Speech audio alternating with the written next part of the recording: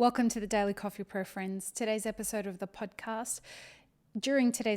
podcast, we're encouraging you to head to our show notes and check out the links to support the rural fire services that are fighting the bushfires in Australia. Today on the Daily Coffee Pro, we're talking about the idea of starting your own business. And I am speaking directly to you if you are considering at any time in the future, whether it be in the near future or long term into the future, starting your own business.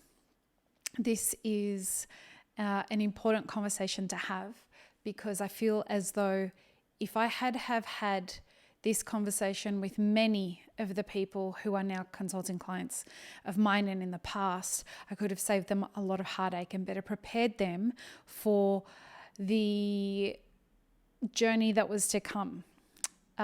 So this entire week, all the content is going to be around stuff that I would love for you to consider and to think about before opening your own business.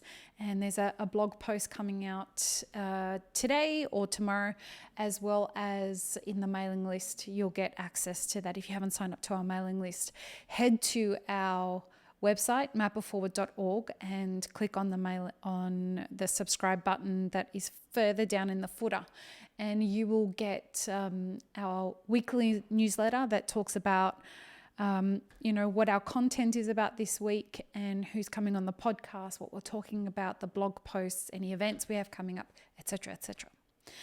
But for today, this is what I want you to think about before you decide whether you're going to open your own business.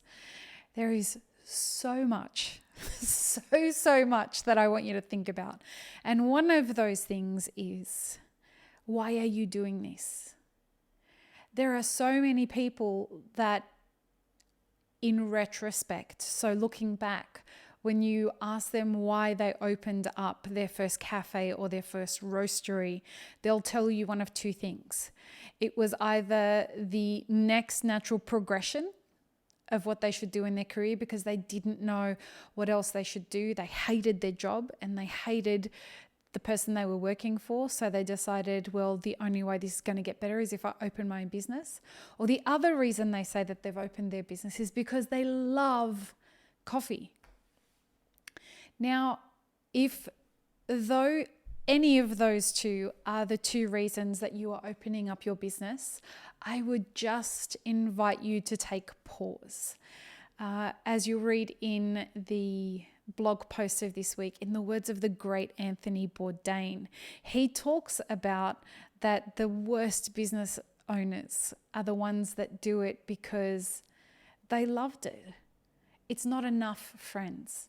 It really isn't enough to go into business for something because you love it.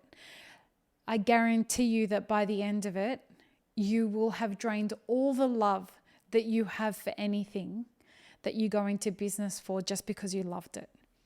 Going into business because you love something is awesome, but it cannot be the reason that you go into business.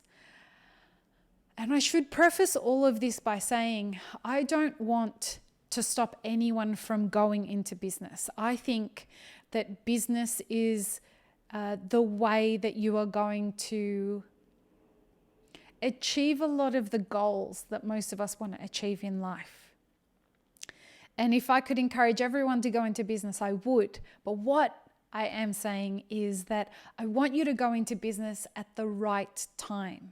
So going into business when it is going into business just because you love something isn't the reason to do it, but neither is going into business because you're just sick of your job and because the only natural next step, which is the other reason we were talking about the people going to business, the next natural step to going into business, to do in your career is to go into business because you could do it much better than your job is doing it, your boss is doing it, and clearly your boss is doing really well. Well, I would invite you to consider that again, because how you define well may change when you take a look behind the curtain of what success is for most people who own a cafe. Here's something I want to let you in on. While most businesses are looking at running at a profit margin of somewhere around 50%, anywhere from like 10 or 20% to 50%, 10 would be on the low end for a normal business or a business outside of the restaurant industry, the hospitality industry. That would be kind of the profit margins that they're looking for. And you can look this up. This is not like anecdotal data. This is stuff I've researched. So while most businesses are excited if they can go, let's be conservative and say 30%, right? I wonder if it would surprise you to know, because it does surprise most people when I tell them this, that the average cafe should be happy with a net profit margin. That's the profit margin after you've taken away all your fixed costs and your costs of goods for the year. You should aim for somewhere or expect your profit margins to be somewhere around 3 to 6% if you're doing well. And then the tax man has to take their tax from that.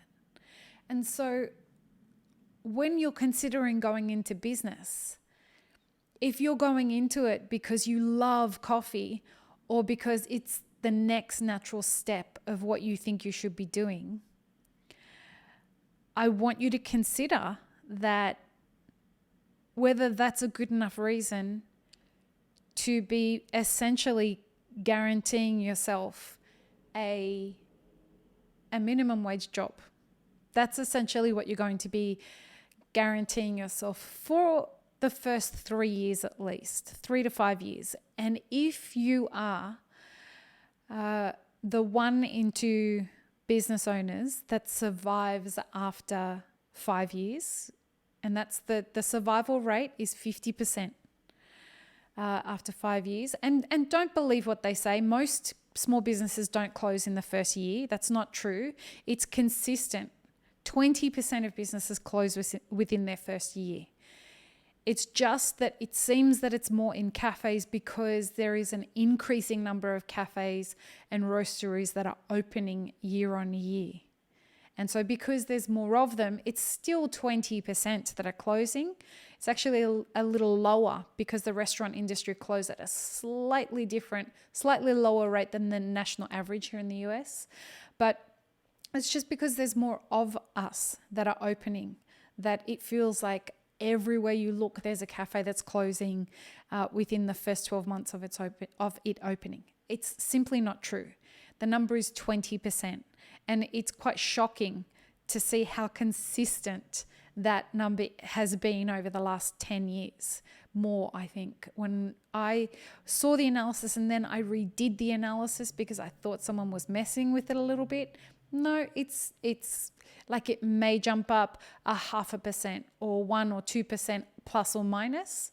But it really is consistently 20% of small businesses close within the first 12 months.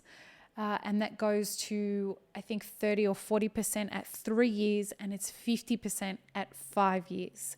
And it's much higher as you go on to 10 years. But for the first at least 3 years, you're going to be lucky to be taking even minimum wage. Look, most business owners that I know that open their first business don't pay themselves for the first few years. I don't know how they survive. I was one of them. I was one of the people who wasn't paying themselves, but I was a bottled beverage company and I lived on barely nothing. And I still continue to live on very little money, but that's because I'm trying to grow this business. And that's the other thing. These are things you don't expect. These are things that you look at and you say, right, so everyone else is doing really well everyone else is driving around in Porsches and everyone else is doing, great events and giving away free coffee and sponsoring a football team and doing all this kind of stuff. So that's what I want. I want to be as successful as all of these people. And you can't have enough love for coffee to get you through what is the mental health challenges that you will experience opening a business.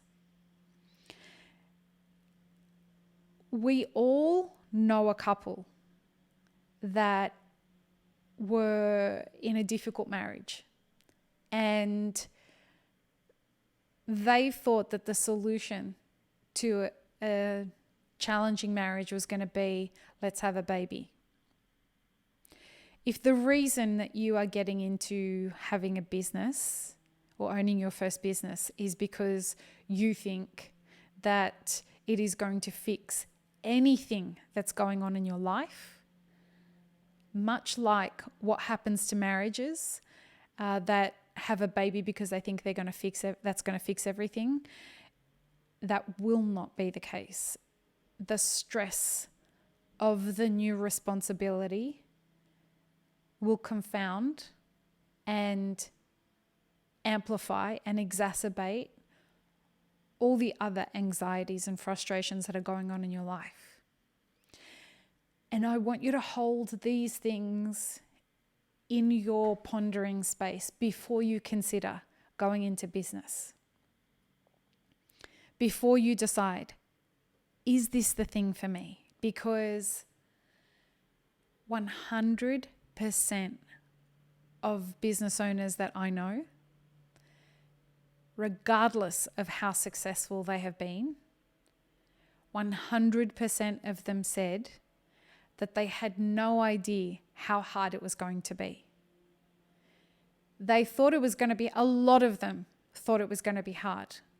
I thought it was going to be hard, but I had no idea it was going to be this hard. And the same thing is echoed with some of the most successful business people that you know. That being said, I echo the sentiments that I said earlier in this episode of the podcast. I don't want to dissuade anybody from actually going into business. I would love for you to go into business just when you're ready to do that.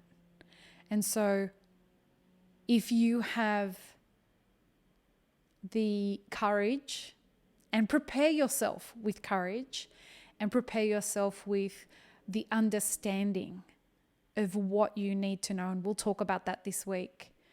If you prepare yourself with enough capital, if you prepare yourself with the right plan, with the right relationships, with the right knowledge, with the right emotional intelligence, with the right behavioral intelligence, the research, all of this kind of stuff. We're going to talk about all of it this week. If you can prepare yourself with all of that, then it's time to go into business. But doing it before you're ready, I've seen it put many people into a hole. One that has taken them, not just a financial hole, but definitely including a financial hole, but more of a mental hole, one that takes years and years to recover from. And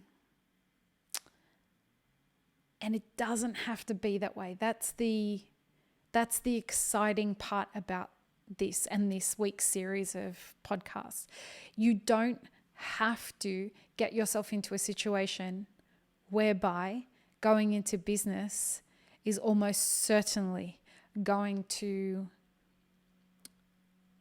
either bankrupt you financially or emotionally.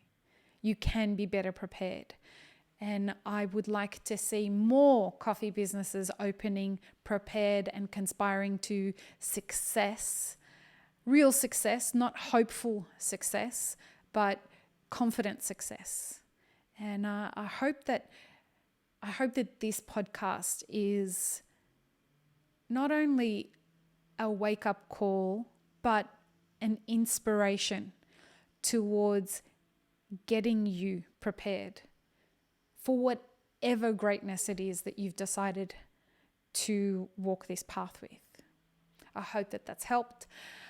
I am very looking forward to the rest of the episodes this week. I've got a lot to say on this subject, as you may have guessed, but I'm really looking forward to this series this week on for those of you who are considering opening up your own businesses.